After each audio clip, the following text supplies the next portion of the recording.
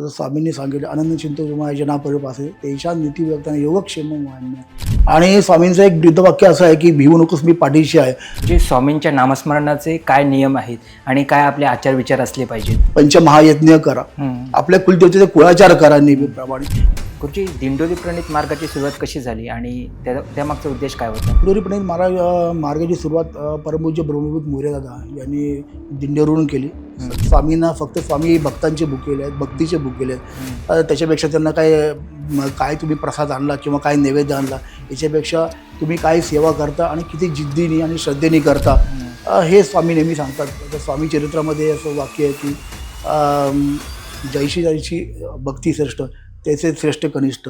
जशी भक्ती श्रेष्ठ असेल त्याप्रमाणे स्वामी त्याला आपलं फळ देतात. ह्या कलियुगाच्या धगाधगीच्या जीवनामध्ये आणि फास्ट लाईफमध्ये कौटुंबिक अडीअडचणी आहेत, आजारपण आहे. सर्वात मोठा प्रॉब्लेम तर आत्ता असेल तर बेरोजगारी म्हणा, की असा अनुभव आला मला स्वामींचा असा खूप अडचणीत होतो आणि स्वामींनी मला कशी मदत केली. भरपूर अनुभव येतात आम्हाला इथे. चमत्काराला सध्या कलियुगामध्ये चमत्काराशिवाय नमस्कार नाही असं म्हणतात आहे.